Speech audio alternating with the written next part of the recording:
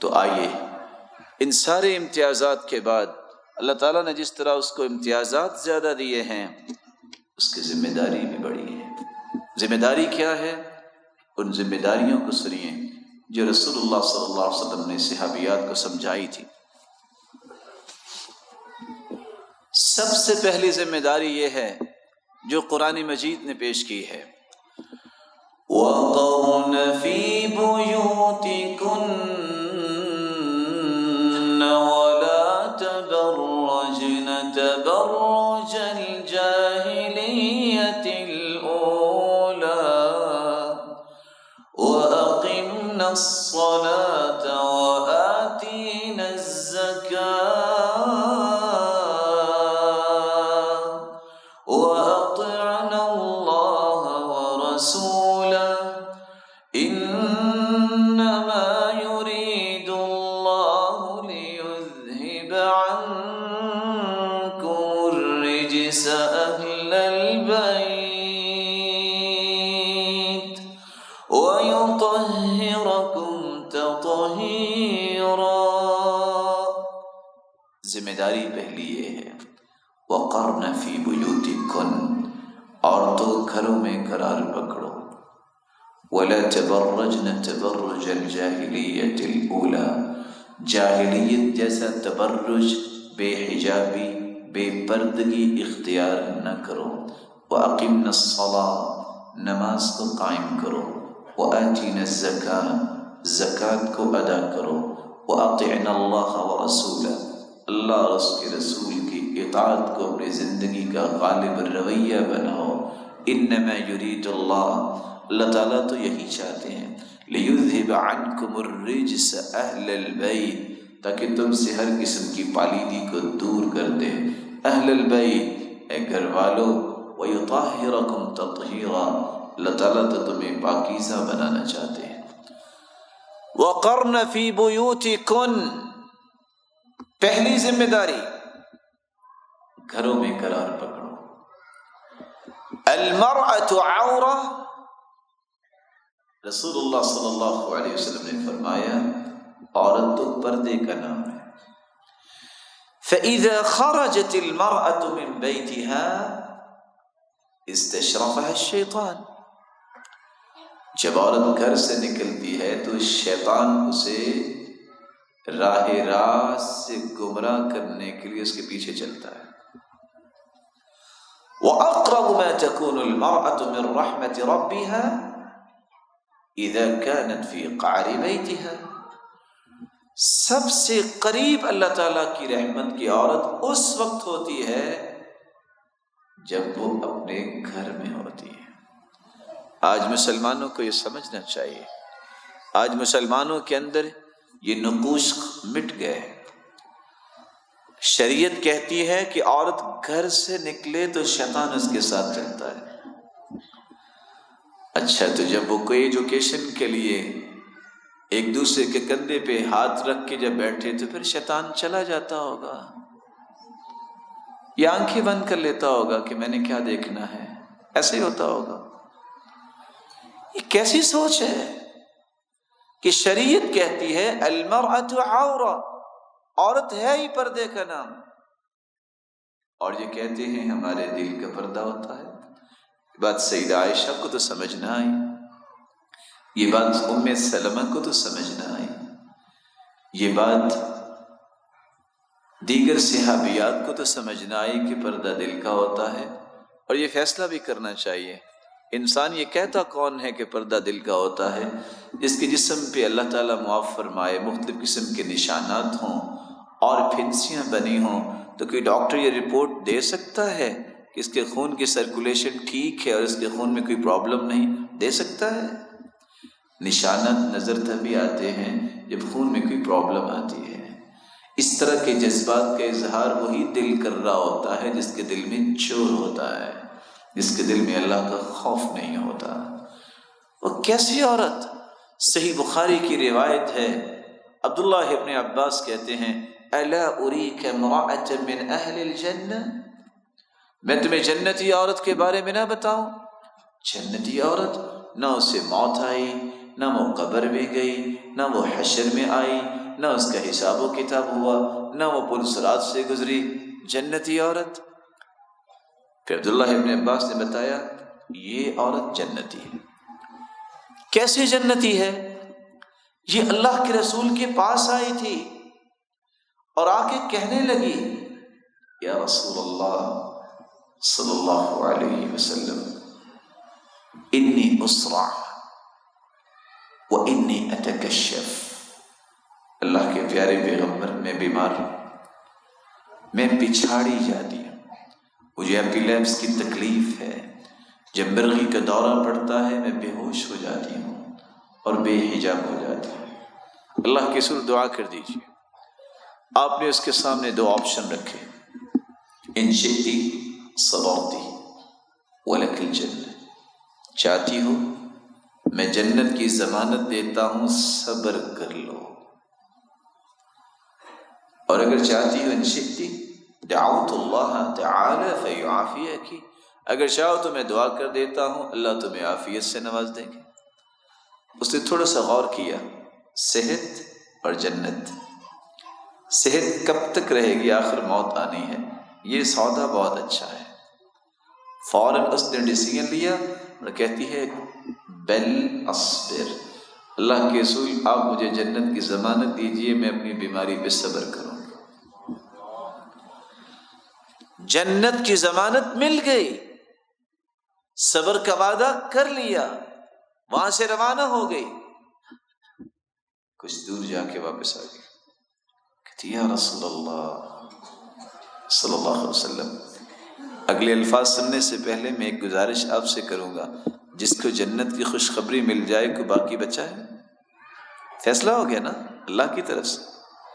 کہا یا رسول اللہ صلی اللہ علیہ وسلم انی اتکشف فادع اللہ الا اتکشف، اللہ کے رسول میں بیماری پہ صبر کر لوں گی، جنت کی خوشخبری مل گئی ہے، لیکن جنت کی خوشخبری مل جانے کے باوجود بھی جب میں بے ہوش ہوتی ہوں تو بے پردہ ہو جاتی ہوں، یہ مجھ سے برداشت نہیں ہوتا، دعا فرما دیجئے بس میں بے حجاب نہ ہوں، بے پردہ نہ ہوں، میں بیماری پہ صبر کر لوں گی۔ فدعا لها، رسول اللہ صلی اللہ علیہ وآلہ وسلم نے دعا فرما دی، اللہ نے بیماری بھی دور کر دی اور اللہ نے جنت کی بشارت بھی دلوا دی۔ وَقَرْنَ فِي بُيُوتِكُنَّ، مسلمان عورت کی پہلی ذمہ داری یہ ہے کہ وہ اپنے گھر کو روضۃ غنّا بنائے۔ یہ لہلہاتا ہوا باغیچہ گھر کیسے عورت بنا سکتی ہے؟ جب وہ گھر میں قرار پکڑے گی، اس کی تمام سوچیں گھر پہ مرکوز ہوں۔ کس پہ مرکوز ہوں؟ میری اولاد دنیا کی کس طرح رہبر و رہنما بن سکتی ہے۔ یہ مائیں تھیں جنہوں نے محنت کی۔ امام شافعی کہا کرتے تھے کہ صبح کی نماز سے پہلے میری ماں نے میری پگڑی بنا کے رکھی ہوتی تھی، اور ابھی اذان ہوتی تھی تو میرے سر پہ پگڑی میری ماں رکھ دیتی تھی، اور میں کہتا تھا اچھا میں چلتا ہوں، کہتی بیٹا اذان تو ہو لینے دو، لیکن یہ ساری تیاری ماں پہلے کر کے رکھتی تھی۔ اسی لیے تو لوگ کہتے ہیں، اور یہ بعد میں کہتے ہیں، اسلام نے پہلے کہا ہے، وہ ہٹلر نے بھی کہا تھا مجھے اچھی ماں دے دو میں تمہیں اچھی قوم دے دیتا ہوں۔ یہ مائیں ہیں جنہوں نے اللہ تعالیٰ نے جن کو ہمت توفیق دی، جن نے امام بخاری جیسے، امام مسلم جیسے اور ائمہ کرام جیسوں کی تربیت کی، اور آج دنیا میں ان کا نام ہے۔ یہ اس وقت تک تربیت جب تک نہیں کرتی، اس وقت تک اس کی ذمہ داری صحیح ادا نہیں ہوتی۔ وَقَرْنَ فِي بُيُوتِكُنَّ وَلَا تَبَرَّجْنَ تَبَرُّجَ الْجَاهِلِيَّةِ الْأُولَى، گھروں میں قرار پکڑیں، اور گھروں میں قرار پکڑنے کا معنی کیا ہے؟ ان ذمہ داریوں کو سب سے پہلے پورا کریں جن ذمہ داریوں کا اللہ تعالیٰ نے پابند بنایا ہے۔ رسول اکرم صلی اللہ علیہ وآلہ وسلم کا ایک فرمان ہے اور وہ سمجھنے والا ہے۔ یہ فرمان ابن خزیمہ میں ہے، 1690 اس حدیث کا نمبر ہے۔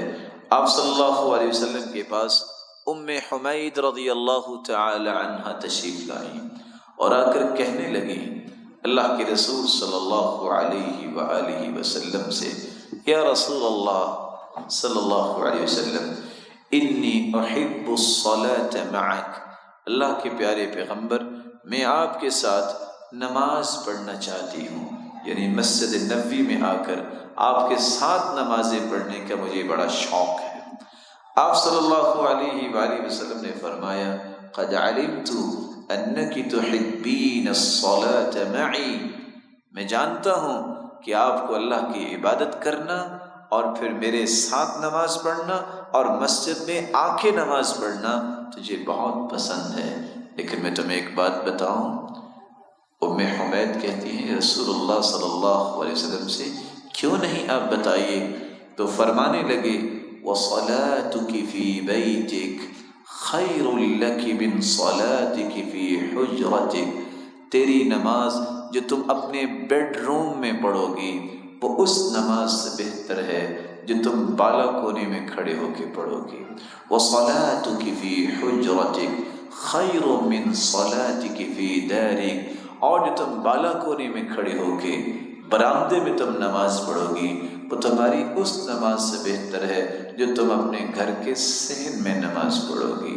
وَصَلَاتُكِ فِي دَارِكِ خَيْرٌ لَكِ مِنْ صَلَاتِكِ فِي مَسْجِدِ قَوْمٍ، اور جو تم اپنے گھر کی چار دیواری میں کھڑے ہو کے نماز پڑھو گی وہ کسی بھی مسجد میں جانے سے بہتر نماز ہوگی۔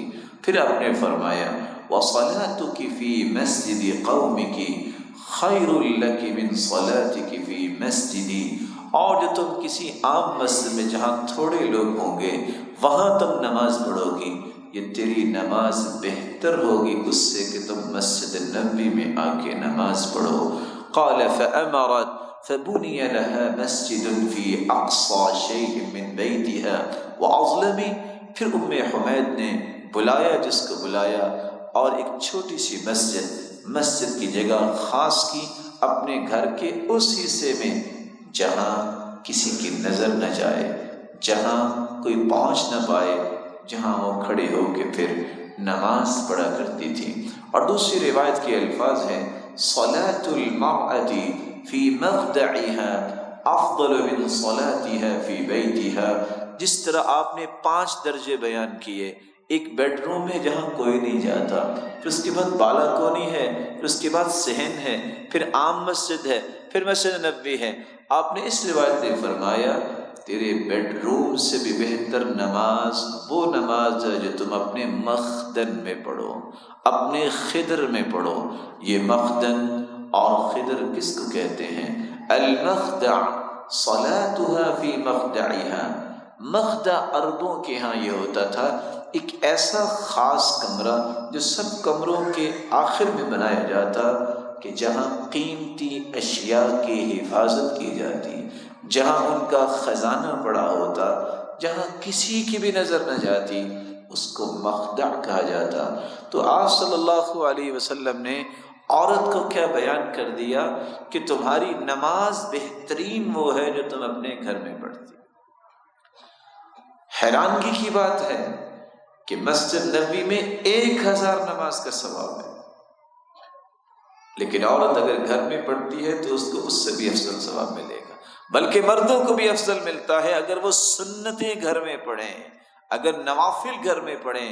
صلاۃ الرجل فی بیتہ افضل من صلاتہ فی مسجد ھذا الا المکتوبہ، جو شخص نماز پڑھتا ہے اپنے گھر میں نوافل اور سنتیں، اسے مسجد نبوی سے بھی زیادہ ثواب ملتا ہے، جیسا کہ سنن ابی داؤد کی روایت۔ وَلَا تَبَرَّجْنَ تَبَرُّجَ الْجَاهِلِيَّةِ الْأُولَى، دوسری ذمہ داری اس کی یہ ہے کہ وہ تبرج نہ کرے، بے پردگی اختیار نہ کرے۔ یہ دقیانوسی باتیں تھی، جاہلیت میں بے پردگی تھی، اسلام نے روشن خیالی دی ہے اور کیا دیا ہے؟ پردہ دیا ہے۔ ام خلاد جس کا بیٹا شہید ہو چکا، جو گھوڑے پہ سوار ہو کے میدان میں آئیں اور آ کے کہتی ہے کیف ابنی، بتائیے میرا بیٹا کیسا ہے؟ پوچھنے والے نے کہا جئتی تسألین عن ابنک وانت منتقبہ، جہاد کے میدان میں تو بہت سختیاں آسانیوں میں تبدیل ہو جاتی ہیں، اور آپ میدان میں بھی آئی ہو نقاب کر کے آئی ہو۔ تو اس عورت نے جواب کیا دیا تھا؟ ان ارزأ ابنی فلن ارزأ حیائی. سنو، اگر میرا بیٹا قتل ہوا ہے تو میری حیا تو قتل نہیں ہوئی، اگر میرا بیٹا شہید ہوا ہے تو میری حیا تو باقی ہے. یہ ذمہ داری ہے، یہ ذمہ داری ہے ایک مومنہ عورت کی. جس نے سیدہ عائشہ کے ساتھ قیامت کے دن کھڑے ہونا ہے، اسے رول ماڈل اور آئیڈیل سیدہ عائشہ کو بنانا چاہیے. کیسی سیدہ عائشہ رضی اللہ تعالی عنہا وارضاها؟ ولا تبرجن تبرج الجاہلیت الاولى. کیسی مومنہ عورتیں تھیں؟ جب سورۃ النور نازل ہوئی، فانقلب رجالهن الى اہلهن یتلون علیہن ما انزل اللہ. جب سورۃ النور کی آیات نازل ہوئی، مرد اپنے گھروں کو واپس گئے اور جا کے انہوں نے وہ آیتیں سنائی. قامت احداہن الى مرطها المرحل. عورتوں نے صبح کا انتظار نہیں کیا، پردے کی آیتیں سنی، فوراً اپنے کمر پٹے لیے، ان کو چیرا اور رات کو ہی نقاب کر کے چیک کیا کہ صبح نماز پڑھنے جانا ہے تو اس طرح پہن کے جانا ہے. صحابی کہتے ہیں جب صبح کی نماز ہوئی تو عورتیں آئیں، وعلیہن اکسیۃ سود، کالی چادریں لے کے صحابیات آئیں. کوئی بھی ان کو اس دن پہچان نہیں سکا کہ کون آئی ہے اور کون نہیں آئی. اور حسان ابن ثابت رضی اللہ تعالی عنہ جو شاعر رسول صلی اللہ علیہ وسلم تھے، وہ اسی بات کو تو بیان کرتے ہوئے کہتے ہیں، یخمرن اطراف البنان من التقى ویخرجن جنح اللیل معتجرات. یہ عورتیں وہ ہیں یخمرن اطراف البنان من التقى، اللہ نے ان میں تقوی ایسا صحابیات میں رکھا ہے. ہاتھ تو دور کی بات، ہاتھ کی انگلیاں تو دور کی بات، انگلیوں کے پوروں کو بھی یہ چھپا کے نکلتی ہیں. وَيَخْرُجْنَ جُنَحَ اللَّيْلِ مُعْتَجِرَاتِ، اور رات کی تاریکی میں بھی نکلتی ہیں تو سر سے پاؤں تک اپنے آپ کو ڈھانپنے کے نکلتی ہیں، کوئی ان کو رات کی تاریکی میں بھی پہچان ہی نہیں سکتا. وَلَا تَبَرَّجْنَ تَبَرُّجَ الْجَاهِلِيَّةِ الْأُولَى وَأَقِمْنَ الصَّلَاةَ. نماز کو قائم کرنا یہ ذمہ داری ہے. اور یاد رکھنا، جو والدین نماز نہیں پڑھتے وہ اپنی اولادیں کے بارے میں کوئی بھی زندگی میں خوشی کی جو خواب دیکھتے ہیں وہ شرمندہ تعبیر نہیں ہو سکتی. ہمیشہ اولاد والدین کے پیچھے چلتی ہے، والدین کے اندر جو نیکی ہوتی ہے وہ اولاد میں آتی ہے. عبداللہ ابن عباس رضی اللہ تعالی عنہ، سعید بن جبیر جب وہ سجدہ کرتے تو بہت لمبا سجدہ کرتے. پوچھنے والے نے پوچھا اتنا لمبا سجدہ آپ کیوں کرتے ہیں؟ چھوٹا بچہ آپ کے ساتھ. کہتے ہیں میں لمبا اس لیے کرتا ہوں میرے بچے کو عادت پڑ جائے. یہ کس طرح کی عادت تھی؟ بعض قصے انسان کو سبق دیتے ہیں. بیٹا باپ سے کہتا ہے بابا مجھے آئس کریم کھانی ہے. اچھا بیٹا، آئس کریم لے کے دی. کہا بابا ذرا پکڑیے گا اس کو. اس کے ہاتھ میں دیا، فوراً سجدے میں چلا گیا. بیٹا یہ کیا؟ کہا ماما کو جب خوشی ملتی تھی تو وہ سجدہ کیا کرتی تھی. یہ عادات ہیں جو منعکس ہوتی ہیں. کس طرح کلاس میں استاد پوچھتا ہے بیٹا آپ کیا بنو گے؟ ایک بیٹا اٹھتا ہے سر میں ڈاکٹر بنوں گا. استاد کہتا ہے بہت اچھے بیٹا.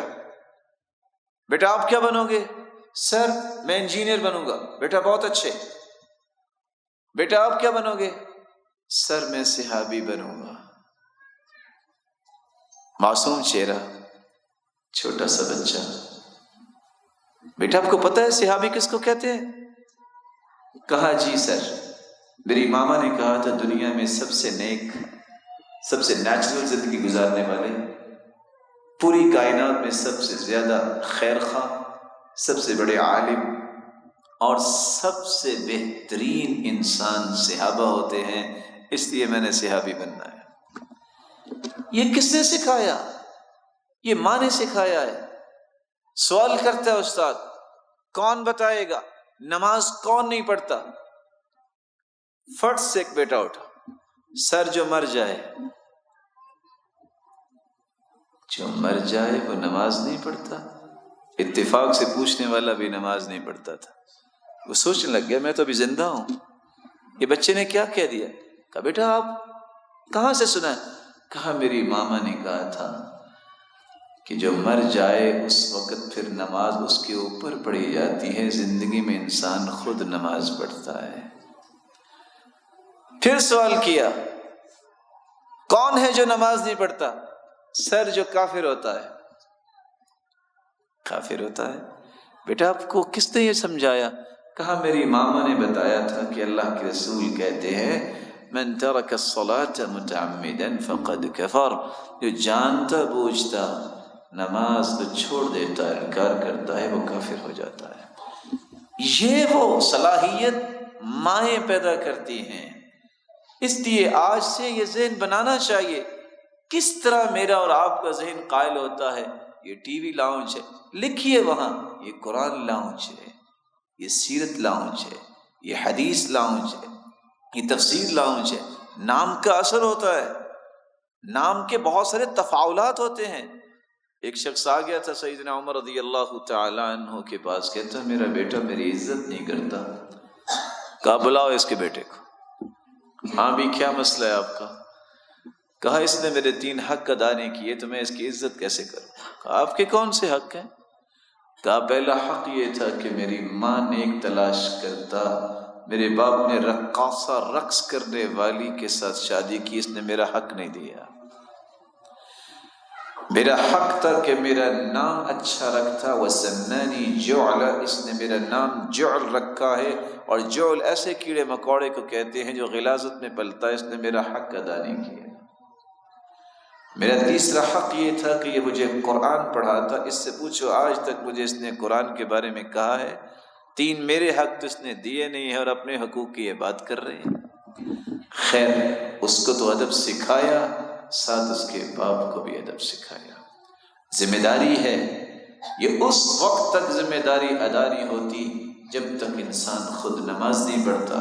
وآتینا الزکاۃ، اور زکوٰۃ کو ادا کرنا یہ عورتوں کی ذمہ داری ہے. وَأَطِعْنَا اللَّهَ وَرَسُولَهُ، اللہ اور اس کے رسول کی اطاعت کرنا. اللہ اور اس کے رسول کی اطاعت کیا ہے؟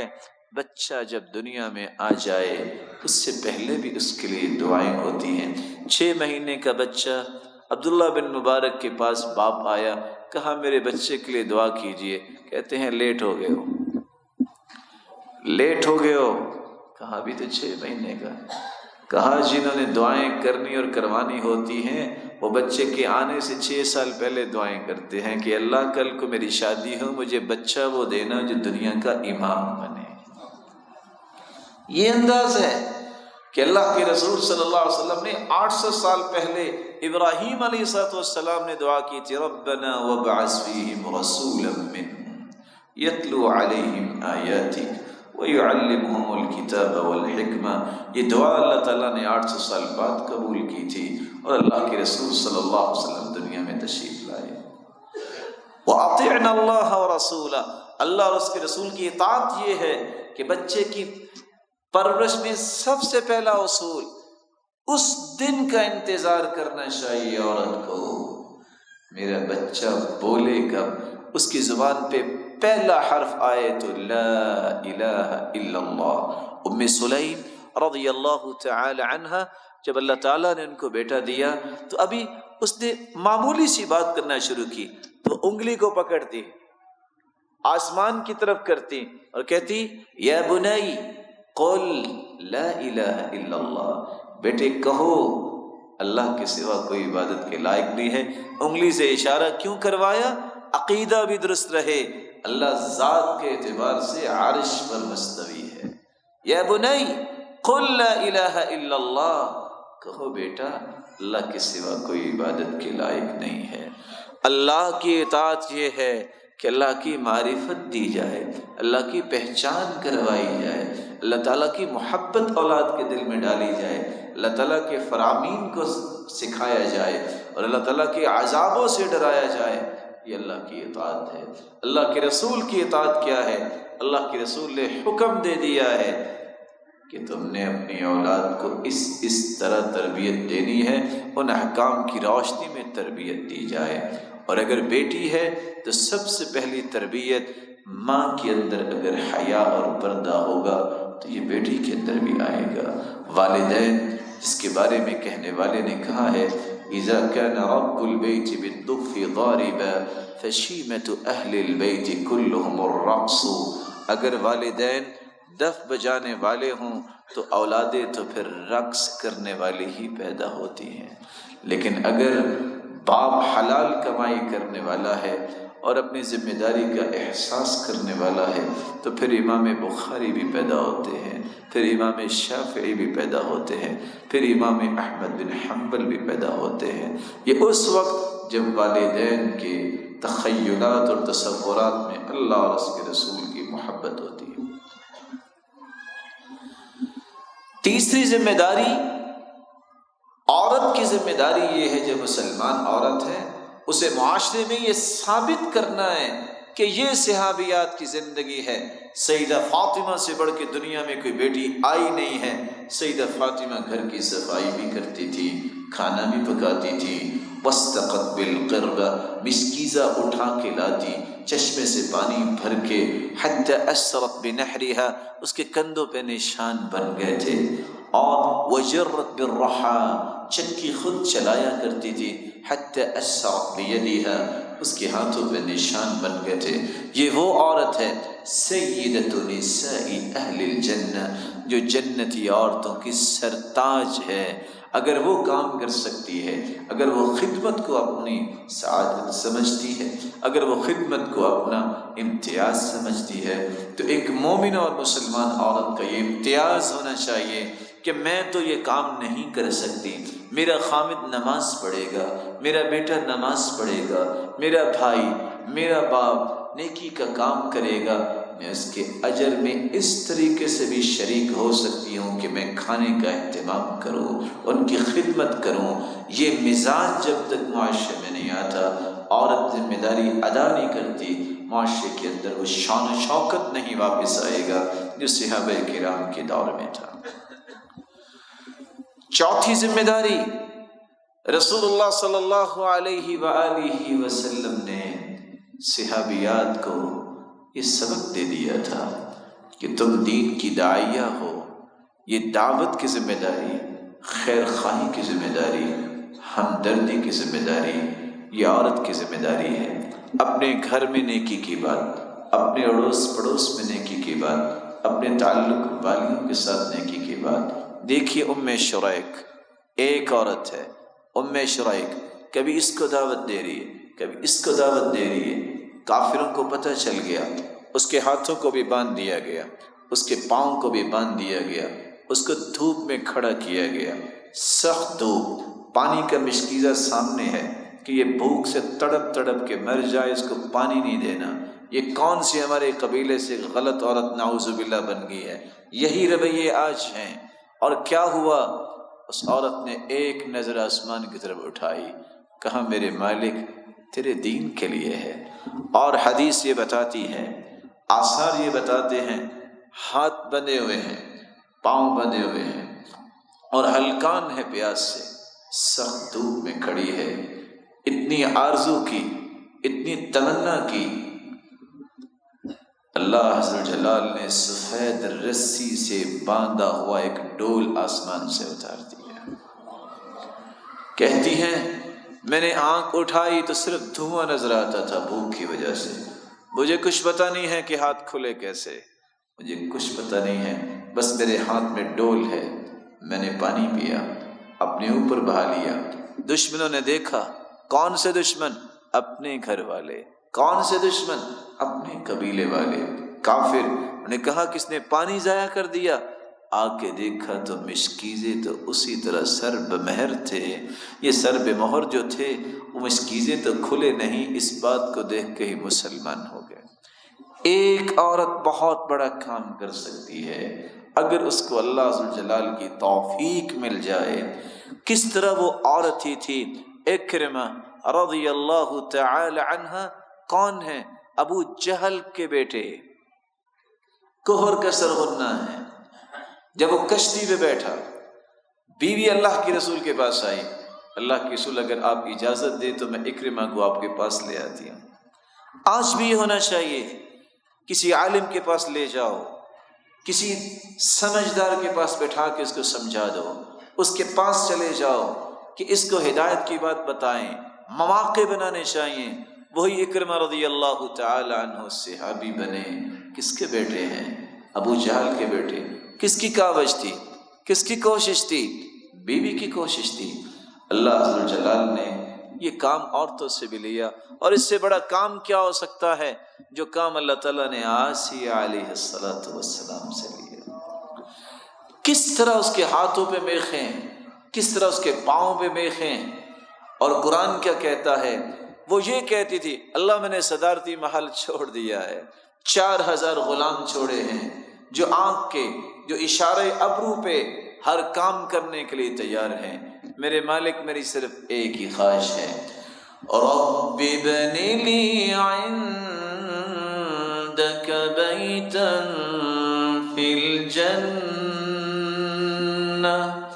ونجنی من فرعون وعملی ونجنی من القوم الظالمین۔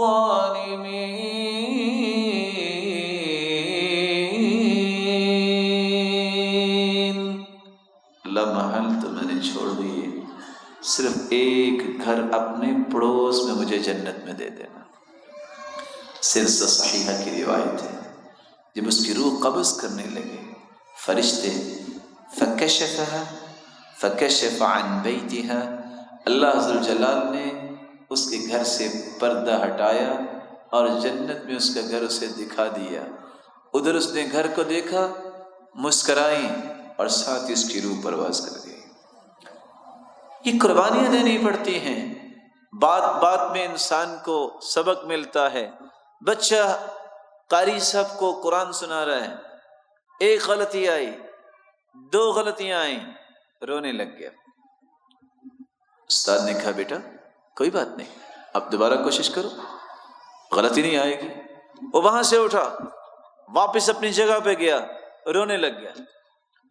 ایک دوست نے کہا پھر کیا ہوا؟ استاد نے مارا ہے؟ کچھ کہا ہے؟